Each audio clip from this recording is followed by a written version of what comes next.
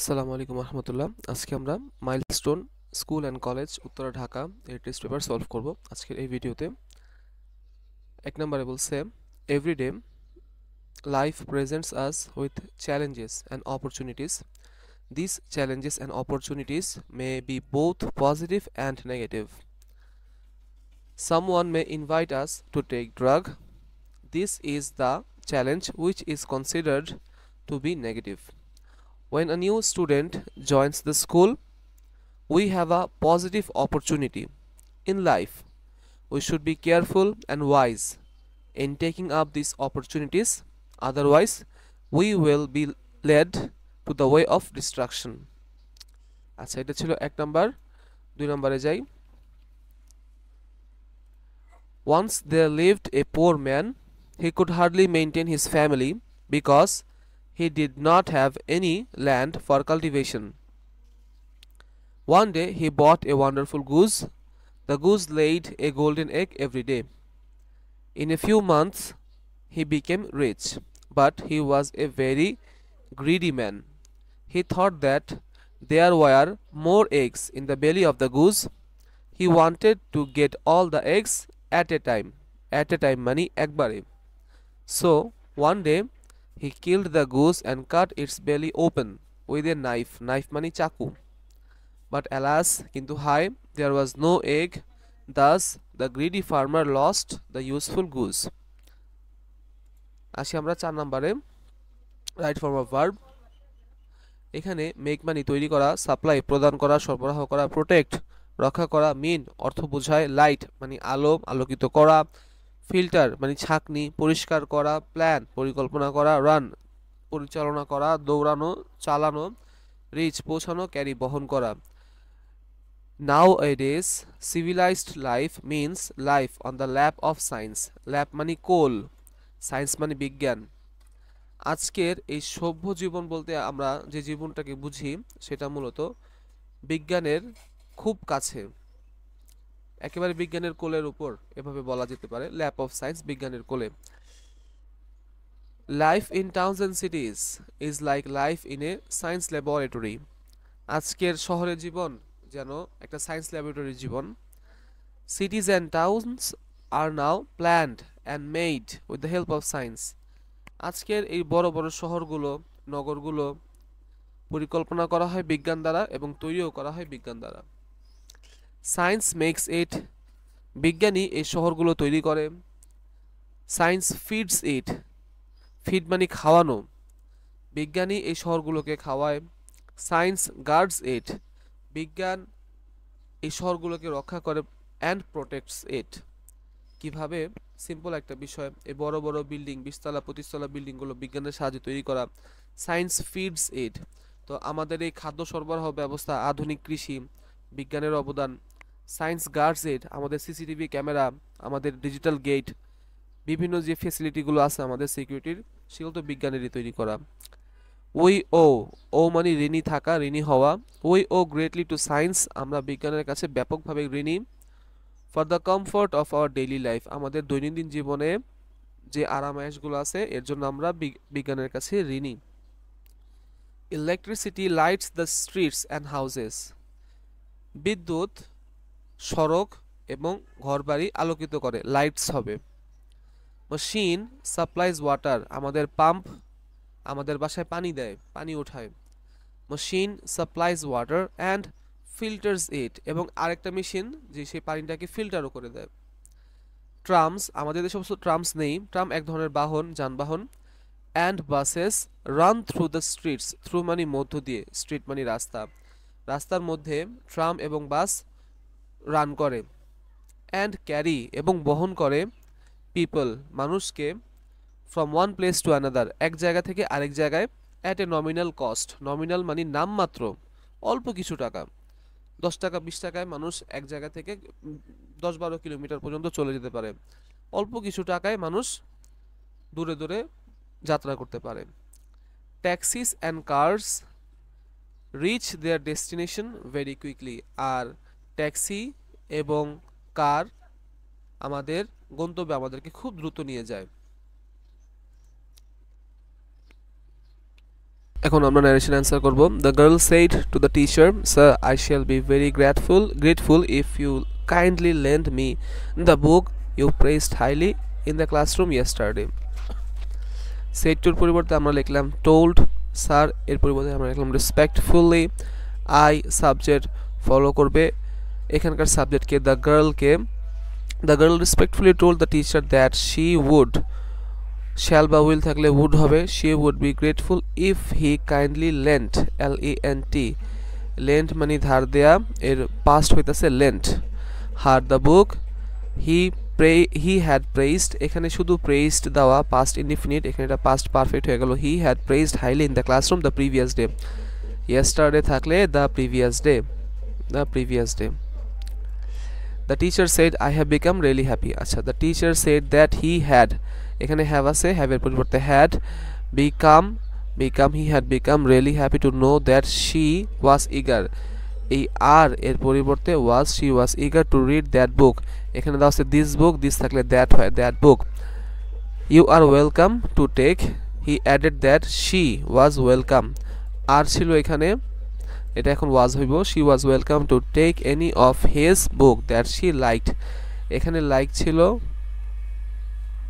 past present indefinite, এটা হয়ে গেল liked past indefinite.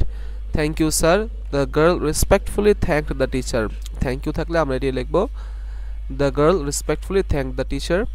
The teacher said you are welcome, the teacher said that she was welcome, আর এর পরিবর্তে এখানে was, এবং সেকেন্ড পারসন ইউ অবজেক্টকে ফলো করলো গার্লকে, অর্থাৎ শি হলো।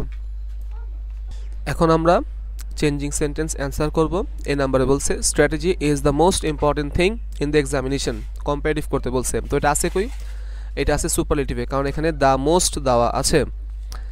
স্ট্র্যাটেজি কৌশল ইজ হলো দ্য মোস্ট ইম্পর্টেন্ট থিং, সবচেয়ে বেশি জরুরি জিনিস ইন দ্য এক্সামিনেশন, পরীক্ষায় কৌশল সবচেয়ে জরুরি জিনিস। কম্পারেটিভে যেতে বলছে আমরা জানি দ্য মোস্ট থাকলে কম্পারেটিভ আমরা দা কেটে দেব এবং মোর লিখব।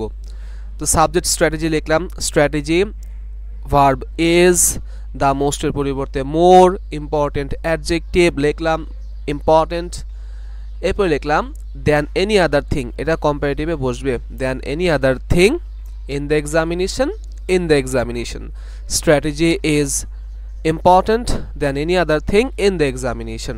আচ্ছা, তারপরে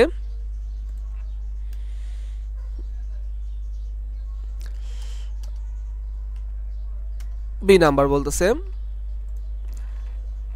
any answer in the exam should not be elaborated. elaborate এর অর্থ হচ্ছে প্রসারিত বা বড়, মানে পরীক্ষায় কোনো অ্যান্সার বেশি বড় লেখা যাবে না, কিন্তু কে লিখবে সেটা তো কিন্তু বলে নাই, পরীক্ষায় অ্যান্সার কে লিখবে, পরীক্ষার্থী লিখবে সেটাই লেখে নাই, অর্থাৎ প্যাসিভে দেওয়া আছে, আমাদেরকে অ্যাক্টিভ করতে বলছে।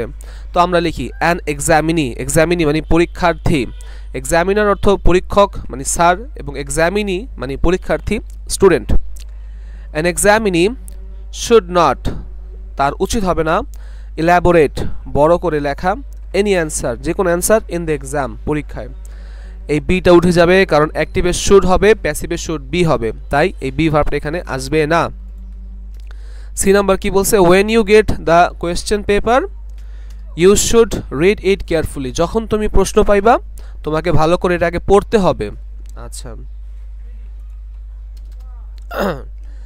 তো আমাকে সিম্পলে যেতে বলছে, আমি আসি কোথায় এখন, আমি আসি কমপ্লেক্সে। কিভাবে বুঝলাম, কারণ এখানে when লেখা, when, who, what, which, where, যত WH কোয়েশ্চেন আছে সেগুলো থাকলে আমার সেন্টেন্স থাকবে কমপ্লেক্সে, কমপ্লেক্স থেকে আমাকে সিম্পলে যাইতে বলছে। তো অবশ্যই প্রথমে আমি এই ওয়েনটা কেটে দেব, কারণ ও থাকলে তো এটা কমপ্লেক্স হয়ে যাবে। আবার সিম্পলে যাওয়ার জন্য আমি এটা কেটে দিলাম। খেয়াল করি এখানে ইউ সাবজেক্ট আর এখানে ইউ সাবজেক্ট সেম, দোনো অংশে সেম সাবজেক্ট, তাই আমি প্রথম অংশের সাবজেক্টটাও লিখবো না।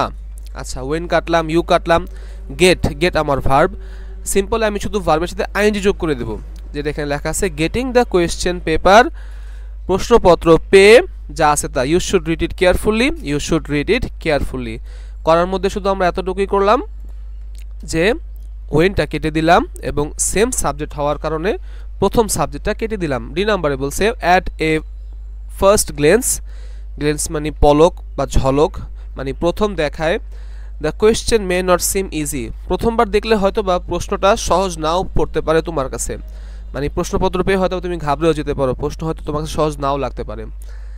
তো আমাকে এটা করতে বলছে অ্যাফার্মেটিভ। এটা আছে কোথায়? এটা আছে নেগেটিভে। কেমনে বুঝলাম? এই যে এখানে নট লেখা, নট লেখার কারণে এটা নেগেটিভ। আমি অ্যাফার্মেটিভ করব, কিন্তু অর্থ সেম রাখতে হবে। The question may not seem easy, seem মানে মনে হয়, প্রশ্নটা হয়তো বা সহজ মনে নাও হইতে পারে। যদি সহজ মনে না হয় তাহলে কি মনে হবে? কঠিন মনে হবে। At first glance the question May SIM difficult, প্রথম দেখা হয়তো বা প্রশ্নটা কঠিন মনে হইতে পারে, সহজ মনে হবে না, কঠিন মনে হবে। আচ্ছা, অ্যাফার্মেটিভ নেগেটিভ করলাম। তারপরে ই নাম্বার আমাদেরকে বলতেছে a student should attempt, attempt মানে চেষ্টা করা, একজন ছাত্রের উচিত চেষ্টা করা, টু অল দ্য কোয়েশ্চেন্স, সবগুলা প্রশ্নের অ্যান্সার করার চেষ্টা করা, টু গেট গুড মার্কস, ভালো মার্ক পাওয়ার জন্য। কমপ্লেক্স করতে বলছে, আছেটা কোথায়? আছে মূলত সিম্পলে, টু থাকার কারণে এটা সিম্পলে আছে। তো আমরা কি করব? আমরা জাস্ট এই টু এর পরিবর্তে সো দ্যাট লিখব। এই যে এখানে লেখা আছে সো দ্যাট, টু এর জায়গায় সো দ্যাট লিখলাম। এবং আমাদের এটা প্রেজেন্টে না পাস্টে, এখানে দেওয়া আছে শুড অ্যাটেম্পট মানে চেষ্টা করা উচিত, প্রেজেন্টে, তাহলে আমরা ক্যান লিখব, হি ক্যান। টু এর জায়গায় সো দ্যাট, তারপরে সাবজেক্ট হি, তারপরে ক্যান, তারপরে যা আছে তা, get good marks, get good marks, and a student should attempt to answer all the questions so that he can get good marks.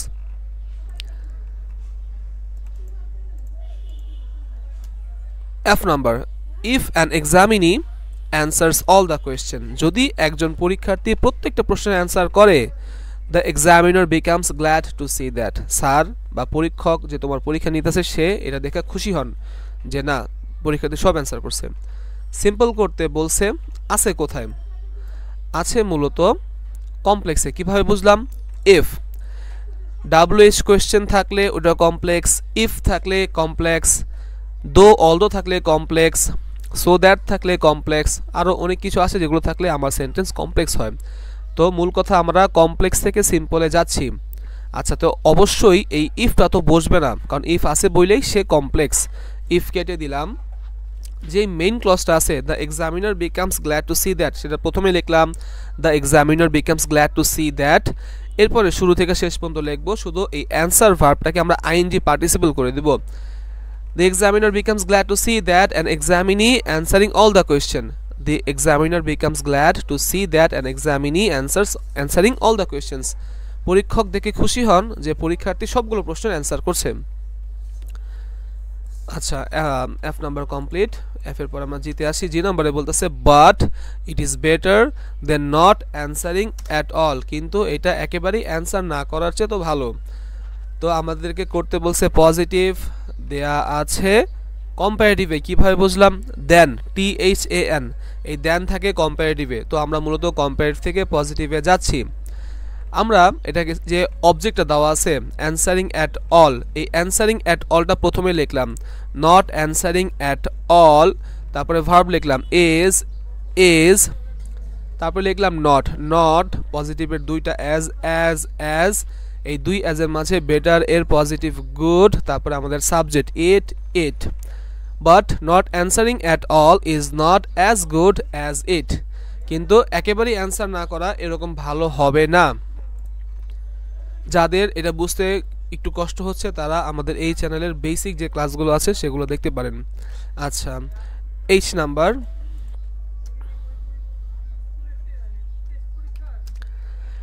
Number বলতেছে ইট is really sensible, এটা বেশ বুদ্ধিমানের কাজ। এক্সক্লেমেটরি করতে বলছে, রিয়েলি হচ্ছে এখানে অ্যাডভার্ব, আমরা জানি এক্সক্লেমেটরিতে অ্যাডভার্ব আসবে না, গ্রেট, ভেরি, রিয়েলি এই শব্দগুলো আসবে না যদি তারা অ্যাডভার্ব হিসাবে বসে। তো আমরা লিখি হাউ, লিখলাম how, adjective sensible, how sensible, subject it, verb is, how sensible it is, really adverb, যেগুলো অ্যাডভার্ব, ভেরি হয় অ্যাডভার্ব, গ্রেট হয় অ্যাডভার্ব, আমাদের এই সেন্টেন্সে রিয়েলি হইতেছে অ্যাডভার্বগুলো আমরা বসাবো না। হাউ সেন্সিবল ইট ইজ, লাস্টে নোট অফ এক্সক্লেমেশন মার্ক। আই নাম্বার আমাদেরকে কি বলতেছে? The examinee should not waste time by doing it, the examinee পরীক্ষার্থী, শুড নট উচিত হবে না, ওয়েস্ট টাইম সময় নষ্ট করা, বাই ডুইং ইট এটা করার মাধ্যমে। প্যাসিভ করতে বলছে, তো আছে মূলত অ্যাক্টিভ থেকে আমরা প্যাসিভে যাচ্ছি। এটা 5টা স্টেপে করা যায়।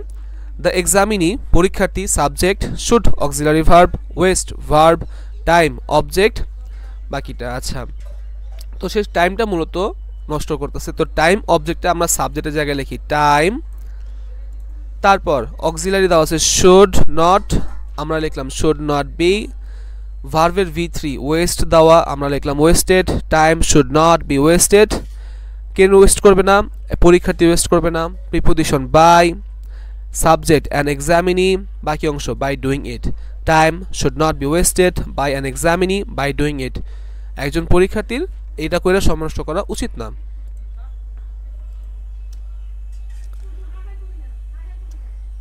যে number, without following this process, এই প্রসেসটা ফলো করা ছাড়া you can not bring a good result in the examination, পরীক্ষায় তুমি ভালো রেজাল্ট আনতে পারবে না। কম্পাউন্ডে যেতে বলছে, তা আমরা আসি কোথায়, আমরা আসি কমপ্লেক্সে, উইদাউট যেটাই থাকবে সেটা কমপ্লেক্স হয়। আচ্ছা, তো আমরা এটাকে কিভাবে করব, আমরা জাস্ট উইদাউট কেটে দেব এবং এই কমার জায়গায় অর লিখব, আইএনজি কেটে দিলাম, ফলো দিস প্রসেস, এই প্রসেসটা ফলো করো, কমার জায়গায় অর, যা আছে তা, you can not bring a good result in the examination.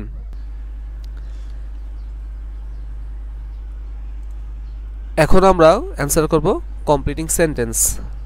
We must work hard which enables us to be successful in life. We must work hard, আমাদেরকে অবশ্যই কঠোর পরিশ্রম করতে হবে, which যেই কঠোর পরিশ্রম enables us আমাদেরকে সক্ষম করে দিবে to be successful in life, জীবনে সফল হতে। আচ্ছা, বি নাম্বারে বলতেছে a man who wastes time cannot shine. A man who wastes time, একজন ব্যক্তি যে সময় নষ্ট করে, cannot shine, সে জীবনে কিচ্ছু করতে পারবে না। shine মানে ডেভেলপ করা, প্রোগ্রেস করা, উন্নতি করা। C number, it is hard labour, এটা হইতেছে কঠোর পরিশ্রম, দ্যাট হেল্পস আ ম্যান, যেটা মানুষকে সাহায্য করে, টু শাইন ইন লাইফ, জীবনে সফল হতে। ডি নাম্বার বলতেছে the idle can not reach their target because of wasting time.